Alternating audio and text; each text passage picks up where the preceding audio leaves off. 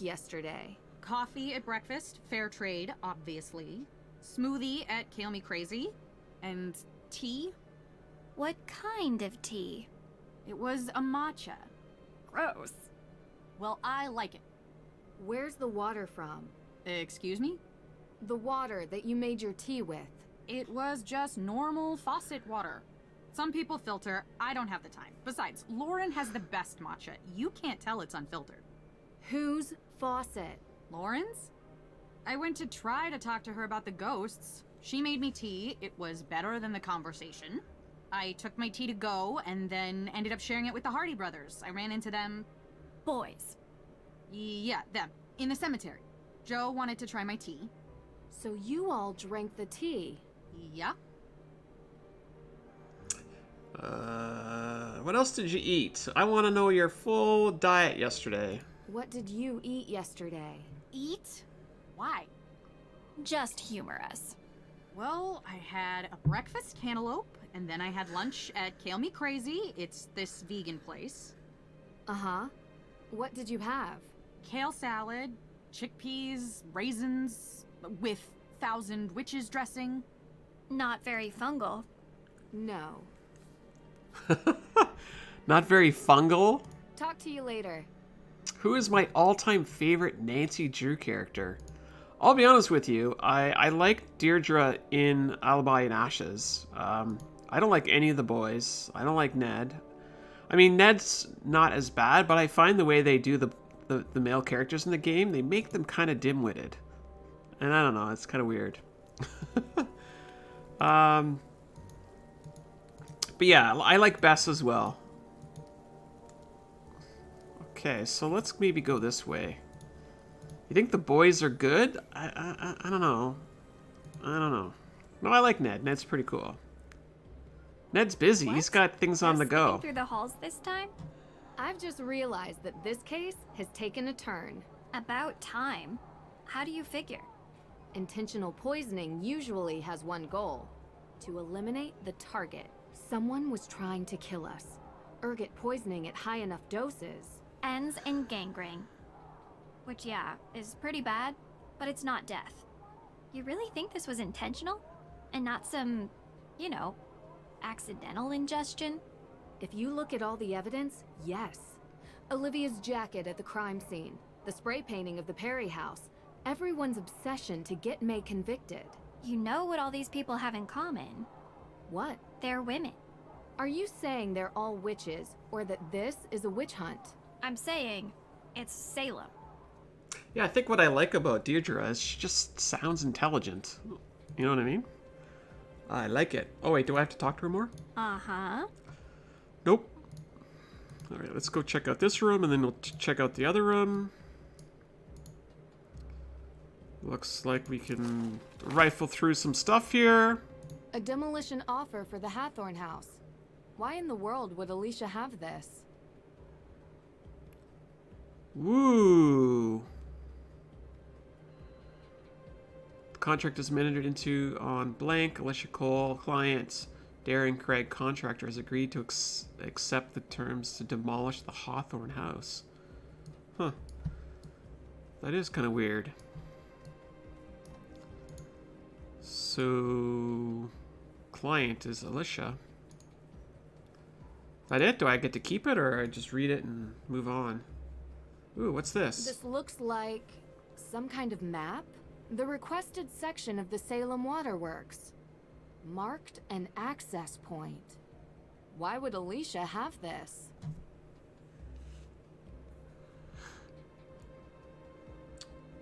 Congratulations on your success at the chiropractor, Stephanie. That's it's always good news to hear when that kind of stuff helps out. Do not trust Alicia. Got it. So I need to get access to the CCT cameras, right? Find a Salem map to compare. Interview ghost witnesses. View the CCT cameras. Hey gang, let's just let me get a nice shot here of all three of yous. Smile. Very nice. Can I help you, Miss Drew?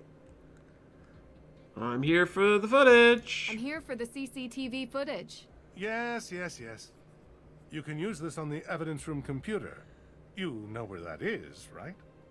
Yeah, I found the PIN code here. Remember? Of course you did. Now run along.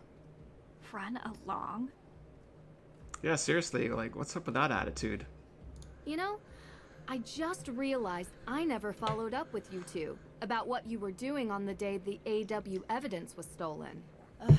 You know, Nancy, this detective thing is really sweet and all, but we are in the middle of something important here, okay? What are you doing?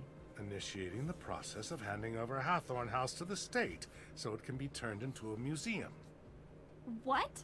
All right, Allie, It's good night our to only you. option. But you work for Lauren.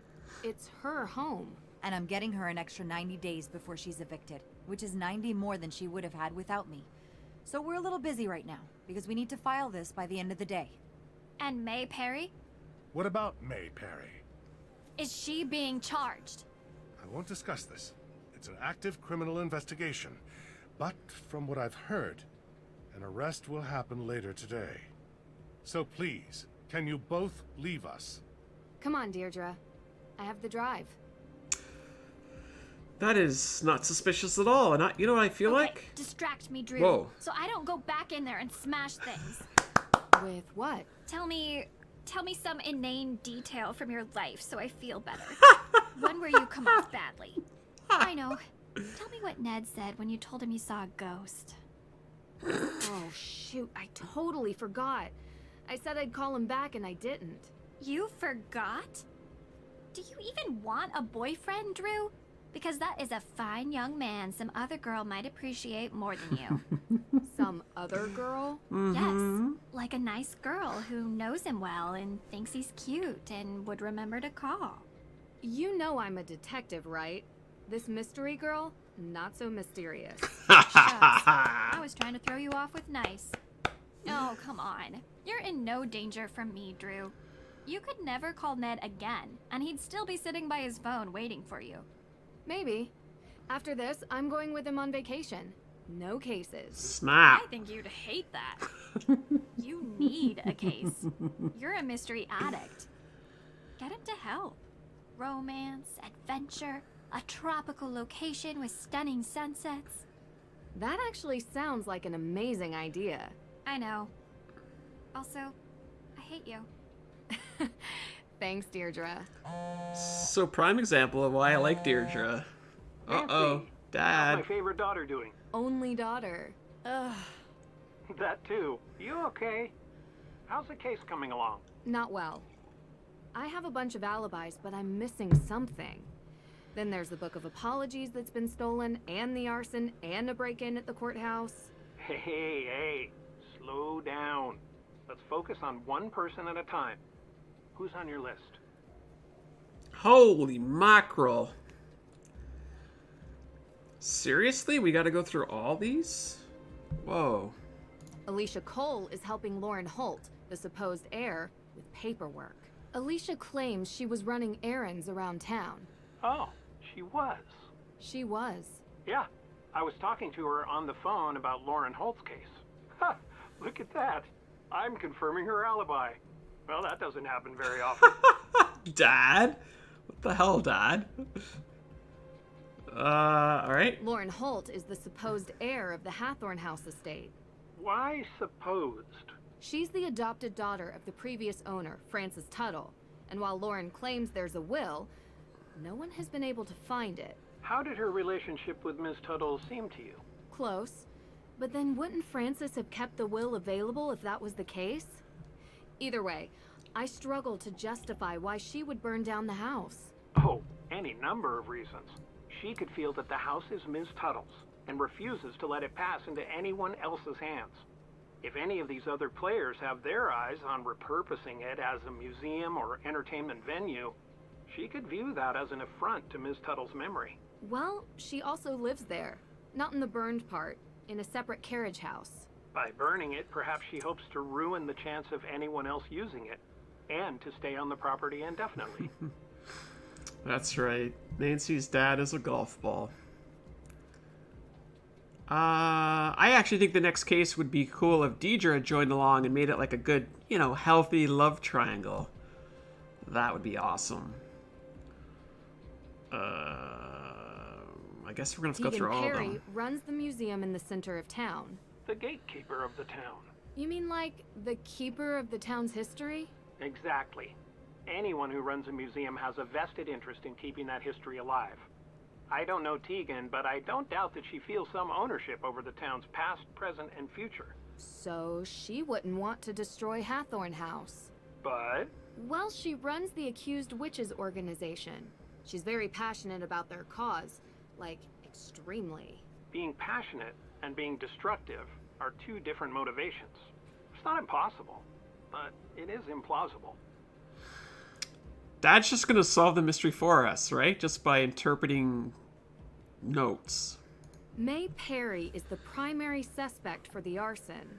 And why is she the prime suspect? She's the only one who won't give an alibi for the night of the Hathorne House arson.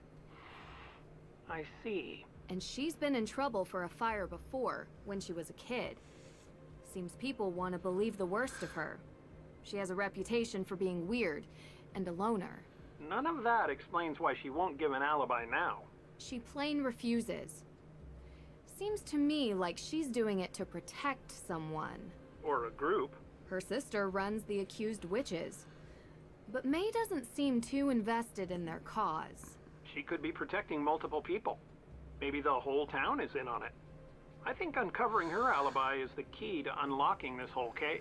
Yeah, you're probably right. May did it. I could only get her to talk to me.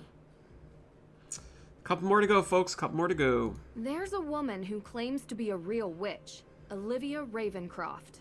That's quite the name. She's quite the personality. She lures everyone to her witch tour in the square, performing street magic. It's really something. She sounds like an entrepreneur. But would she be motivated to burn down a historic building in her own town? Could add to the value of her tour.